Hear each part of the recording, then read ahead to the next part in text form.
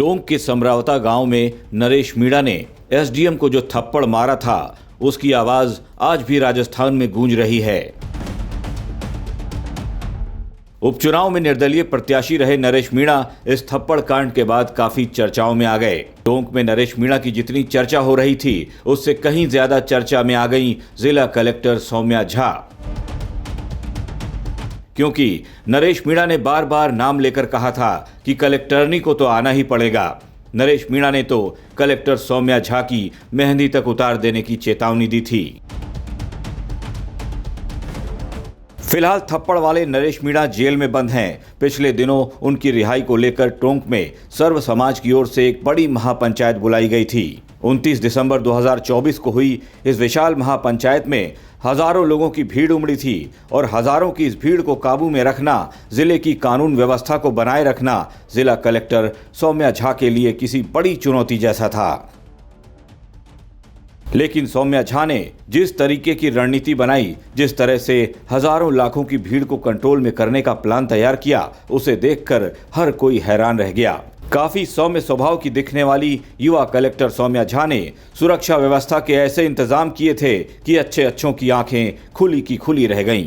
Collector madam ने इस महापंचायत में कोई बवाल नहीं होने दिया, न ही किसी अराजक तत्व को ऐसा मौका दिया कि वो अपनी मनमानी कर सके।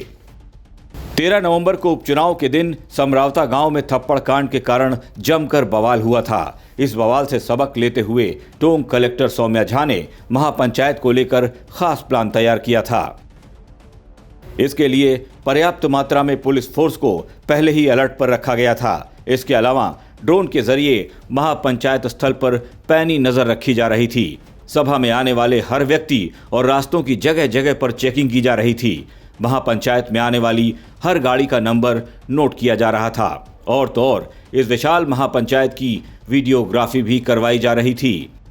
इतने टाइट इंतजाम होने के साथ ही कलेक्टर ने लोगों से अपील भी की थी कि वो किसी भी तरह की अफवाहों से बचें और अगर किसी ने अफवाह या हिंसा फैलाने की कोशिश की तो उसके खिलाफ सख्त कार्रवाई की जाएगी।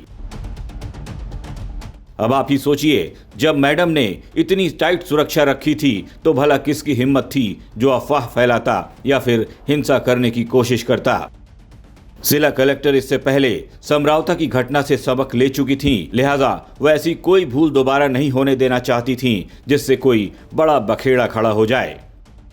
जिला कलेक्टर सौम्या झा ने जिस मुस्तैदी से इस विशाल रैली को हैंडल किया उसके लिए अब उनकी जमकर तारीफ भी हो रही है। ब्यूरो रिपोर्ट, राजस्थान तक।